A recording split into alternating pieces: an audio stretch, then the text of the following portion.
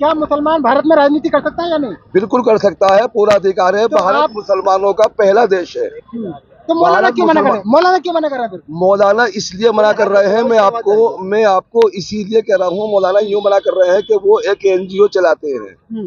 अगर वो बात सुनिए, आप डिफाइन कर रहे हैं, मैं बता रहा हूँ। नहीं, मैं बता रहा हूँ ना, अगर आप गलत को गलत नहीं कहेंगे, आप गलत को गलत नहीं कहेंगे। वो एक ठीक है। अच्छा, मौलाना महमूद मदनी का बयान आया एक, तो मौलाना कह रहे हैं जो ये विरोध कर रहे हैं ये सब पागलों का झुंड है। देखिए, मौलाना ये बात नहीं कह सकते, आपने उनकी बात समझी नहीं होगी। उनका बयान ये नहीं हो सकता, वो एक आलिम में दीन है। आपने सुना उनका बयान? नहीं, मैंने सुना नहीं है, लेकिन जिस तरह से आप बता रहे हैं इस तरह से नहीं हो सकता। आप मीडिया में काम कर रहे हैं, आप बात को उछालते हैं ज्यादा। आप बयान दिखाइए, ये कहाँ है वो? लेकिन जब आपने बयान नहीं देखा, इस दुनिया का कोई भी इंसानियत पसंद आदमी ये बयान नहीं दे सकता जो आप बता रहे हैं। पैगंबर मोहम्मद साहब हों या राम जी हो, कृष्ण जी हो, किसी के भी बारे में ऐसी कोई बात इंसान बोल नहीं सकता। अगर पैगंबर साहब के शान में गुस्ताखी की गई है तो प्रदर्शन भी हो सकता है, सब कुछ हो सकता है, लेकिन हम अमन पसंद लोग हैं। हिंदुस्तान हमारा अपना मुल्क है, इसकी सालमियत, इसकी अमन परस्ती हमारी जिम्मेदारी है। गवर्नमेंट की जिम्मेदारी ये है कि इसके खिलाफ कानून लाए। ठीक है। आप मौलाना के बयान को कैसे देख रहे हैं? जिस तरीके से AIMIM ने महाराष्ट्र में बड़ा प्रदर्शन किया, उसके बाद जो मौलाना का बयान है, उनको कैसे देख रहे हैं? देखो, एक कहावत है कि भगवान राम जब कष्ट दें तो बुद्धि पहले हर ले। ये बुद्धि हर लेने वाली बात है। आजकल उनका भी थोड़ा सा दिमाग सेंटर में नहीं चल रहा है। जिस तरीके का उन्होंने बयान दिया, मैंने वो बयान पूरा सुना है, भाई साहब ने नहीं सुना है, ये एक इत्तेफाक की बात है। लेकिन जैसे कि भाई ने बताया, जब हमें कहीं पहुंचना होता है, मान लीजिए मुझे आपका चहीता बनना है। आज जैसे मीडिया भाजपा की चहीती है, तो भाजपा की चहीती मीडिया क्यों है और मीडिया की चहीती भाजपा क्यों है? मीडिया से भरपूर कॉर्पोरेट मिलता है भाजपा को, और भाजपा से अच्छा पैसा मिलता है मीडिया को, इसलिए ये एक दूसरे की दलाली में लगे रहते हैं। उससे अलग कि जिस तरीके का बयान उन्होंने दिया है वो इसी तरीके का बयान है। उनको भी कहीं ना कहीं आज के टाइम में थोड़ा सा फील होने लगा है। वो राज्यसभा जाने की कोशिश कर रहे हैं। राज्यसभा से जाएंगे, जब राज्यसभा जाएंगे तो जब उनके थोड़े से काम हल होंगे। जितनी बड़ी जिम्मेदारी उनके ऊपर देश के मुसलमानों ने दे रखी है, उस जिम्मेदारी का उनको एहसास नहीं रहा। इस बात को कहते हुए उन्होंने वो लाखों के मजमे को पागल करार दे दिया। उन्होंने उस लाखों के मजमे की कुर्बानी को पागल करार दे दिया। उन्होंने उस लाखों, मैं कह रहा हूँ कि हम अपनी नस्लों की नस्लें भी ख़त्म कर दें अपने नबी के नाम पे, वो भी कम है। इतने बड़े प्रोटेस्ट के बाद अगर जो मौलाना जैसे लोग या उनसे अलग भी कोई और लोग, भी उनके बयान की आलोचना की है कि इस तरीके से जमीयत ने नहीं, हजरत मोहम्मद के बारे में जो बयान उन्होंने दिया था और उसके खिलाफ जो प्रोटेस्ट हुआ था, मदरसा दारुल उलूम देवबंद के बहुत सारे आलिमों ने मौलाना का बयान का खंडन किया है। एक अकेले जमीयत की बात नहीं, और देश का जितना पढ़ा लिखा और समझदार मुसलमान है या मुस्लिम जाति से कोई और अलग भी, ऐसा नहीं कि सिर्फ मुस्लिम जाति से अलग भी, जो जानते हैं कि क्या सही है क्या गलत है, उन्होंने भी मौलाना की बात का खंडन किया है। सबने किया है। और ऐसे लोगों की बात का खंडन करना या इनकी तकरीरों का हम पर कोई असर नहीं होने वाला। जो उनकी काम की बात है वो हम रखेंगे। वो आलिम है, अपनी जगह बिल्कुल दुरुस्त है, लेकिन उनकी काम की बात का हम अपने पास में रखेंगे डाटा, और इस तरीके की बेकार की बातों का उनका कोई हिसाब किताब हम नहीं रखते। अच्छा, क्या लग रहा है कि अगर नरसिम्हन की गिरफ्तारी नहीं होती है, क्या महाराष्ट्र की तरह उत्तर प्रदेश में भी आंदोलन होगा? उत्तर प्रदेश में नहीं, अब देश के हर हिस्से में होगा। जहां जहां इस तरीके की बातें होंगी वहां इस तरीके के प्रोटेस्ट होंगे, जैसा वहां पर हुआ है मुंबई में। देश में अगर जो किसी ने धरना प्रदर्शन करना सिखाया तो वो हमने धरना प्रदर्शन किया। 6 महीने चला। 6 महीने चला जो CNRC के प्रोटेस्ट चल रहे थे, 6 महीने चले। हमने लोगों को धरना प्रदर्शन करना सिखाया, पीसफुल करना सिखाया। पुलिस ने लाठियां चार्ज की, मुकदमे किए। आज तक पिछले 3-4 सालों से लोग बंद हैं, उनकी कोई हिमायत करने वाला नहीं है, कोई सुनवाई करने वाला नहीं है। कांग्रेस के जितने दलाल हैं वो सारे के सारे अपने घरों में बैठे हुए हैं, कोई खैर खबर लेने वाला नहीं है उन लोगों की जो मुकदमे लड़े जा रहे हैं। हिमाचल में जो कांड हुआ उसके बाद इमरान प्रतापगढ़ी होता है, इनकी भी आवाज दबाने की बात की गई है, लेकिन अरे भाई, जब तुम रहोगे दूसरे लोगों के झुंड में तो तुम्हारी आवाज नहीं, तुम्हारा गला भी दबाया जाएगा। आवाज दबाने की बात नहीं, तुम्हारा गला भी दबाया जाएगा। एक भी मुसलमान लीडर, एक भी MIM के अलग कोई था उस रैली के अंदर जिसने अपना चेहरा कराया हो? हमने किसी से ये नहीं कहा कि तुम पार्टी के झंडे के तले आ जाओ। हमने सिर्फ एक बात कही कि नबी सबके लिए बराबर हैं। ठीक है, क्या लग रहा है कि अगर यहाँ पर कार्रवाई नहीं होती, गिरफ्तारी नहीं होती है, क्या महाराष्ट्र की तर्ज पर यहाँ भी यति के खिलाफ प्रदर्शन पूरे प्रदेश में होगा?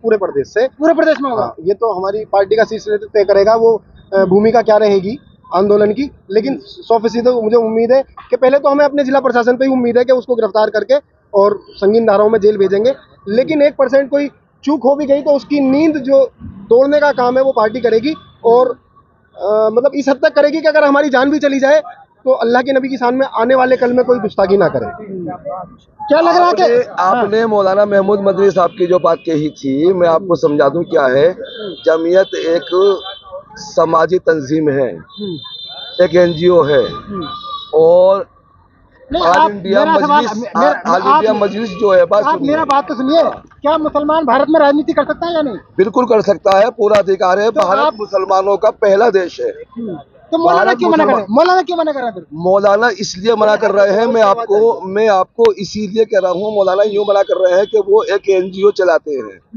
अगर वो बात सुनिए, आप डिफाइन कर रहे हैं, मैं बता रहा हूँ। नहीं, मैं बता रहा हूँ ना, आप गलत को गलत नहीं कहेंगे, आप गलत को गलत नहीं कहेंगे कि NGO जो चलाते हैं, अगर उन्होंने इस तरह की बातें नहीं की तो उनकी दुकान बंद हो जाएगी।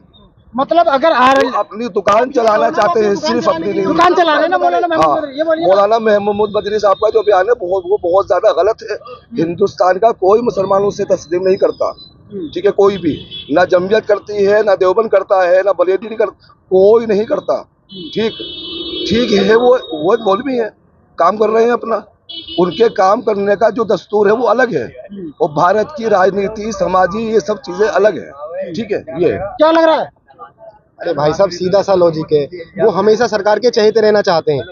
आज पहले जैसा दौर नहीं है। कांग्रेस या RLD टुकड़ा डालेगी तो खा लेंगे, लेकिन कोई और वो भाजपा में भी खा लेंगे, उनके लिए क्या है? उन्हें राज्यसभा 2006 से 2012 में क्या था उनके पास? आप बताइए ना, हमारे ही बलबूते पे तो गए।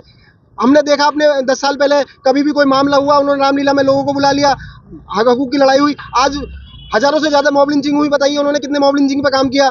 हजारों से ज्यादा मुसलमानों के घरों को जला दिया गया, दुनिया भर के कानून आए मुसलमानों के खिलाफ, यहाँ तक कि आप ये समझिए कि हमारी शरीयत पे खिलवाड़ हो गया, वो अपने घर बैठे रहे। आज उवैसी साहब निकल गए, उन्होंने इतना बड़ा आंदोलन कर दिया तो उनकी नींद टूट गई। उन्हें ऐसा लग रहा है कि जी ये हम इन्हें हैदराबाद से नहीं आने देंगे। तुम्हारे बाप का जागीर है, क्यों नहीं आप निकलने दोगे?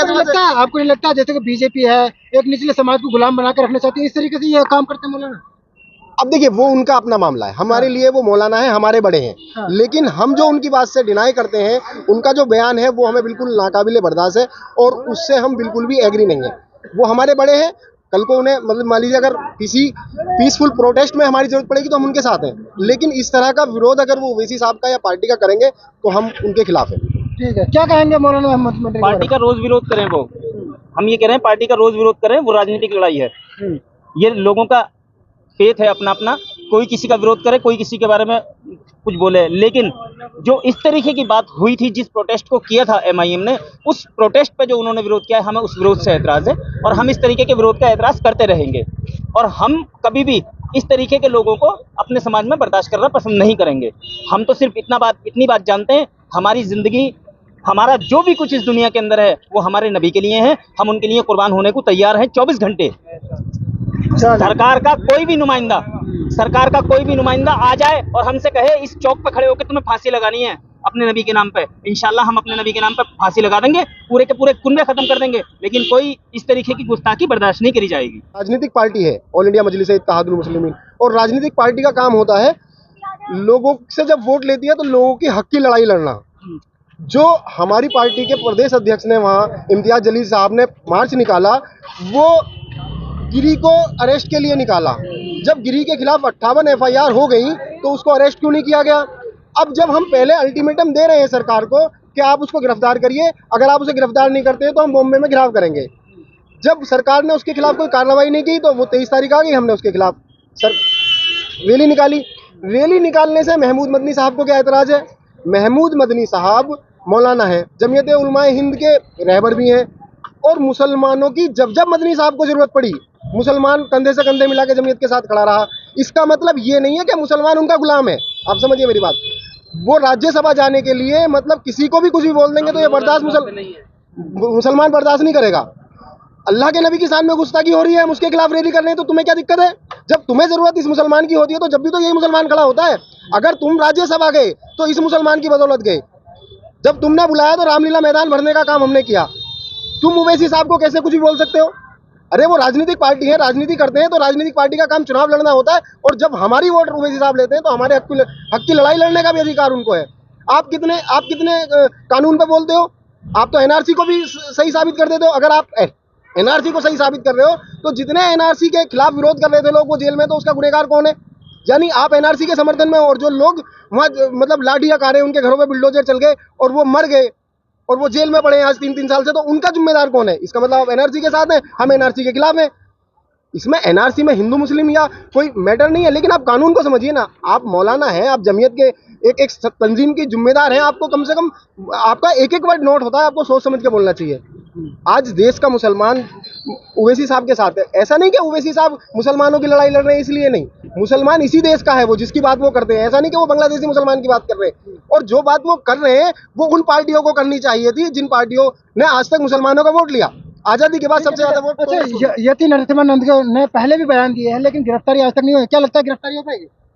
अगर जो इस बार गिरफ्तारी नहीं हुई तो देश में इसी तरीके से सैलाब आएगा जैसे मुंबई में आया है, उत्तर प्रदेश में भी ऐसे आएगा और स्टेटों में भी ऐसे आएगा।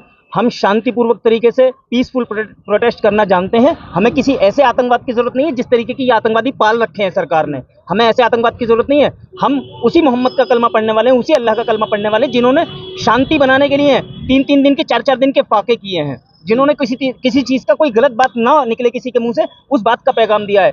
जो दल्ला बोल रहा है ना इस टाइम, जो दलाल सरकार का बोल रहा है इस तरीके की बातें मोहम्मद के बारे में, वो ये दलाल पढ़ ले कि लड़की को जिंदा दफनाने की प्रथा थी मेरे नबी के आने से पहले, औरतों को सती करने की प्रथा थी मेरे नबी के आने से पहले। वो नबी जब पैदा हुए ना उसी के बाद में वो प्रथा खत्म हुई, बेटियां दफन होने से बंद हुई और लड़कियां सती होने से बंद हुई। उस पागल को भी यही नहीं मालूम है और उस पागल को उसी चीज का एहसास दिलाना है। जब तक वो जेल नहीं जाएगा, जब तक हम कलेक्ट्रेट से आएंगे नहीं, पार्टी ने निर्णय लिया हुआ है, पार्टी के लोग वहां रहेंगे, हम भी वहां रहेंगे, पुतला दहन होगा और उसके खिलाफ एफआईआर हो चुकी है और एक और हम कराएंगे।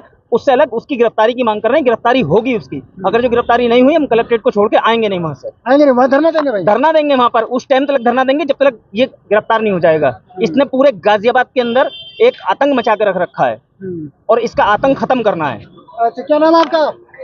क्या लग रहा है कि वो एक यति नरसिम्हानंद है, वो आगे को आइए थोड़ा सा, वो ये कह रहे हैं कि मोहम्मद साहब की वजह से लाखों करोड़ों जो औरतें हैं उनका बलात्कार हुआ।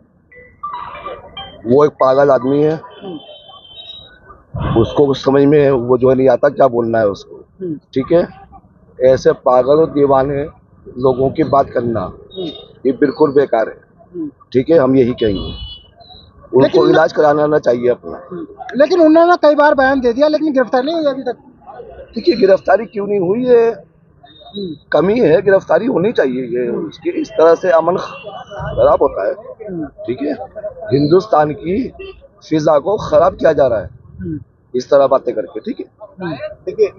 देखिए ये आप जानते हैं कि उसकी गिरफ्तारी नहीं हुई। हम बड़े खुले अल्फाज में एक बात कह रहे हैं कि उसकी गिरफ्तारी ना होना ये सरकार का फेलियर है।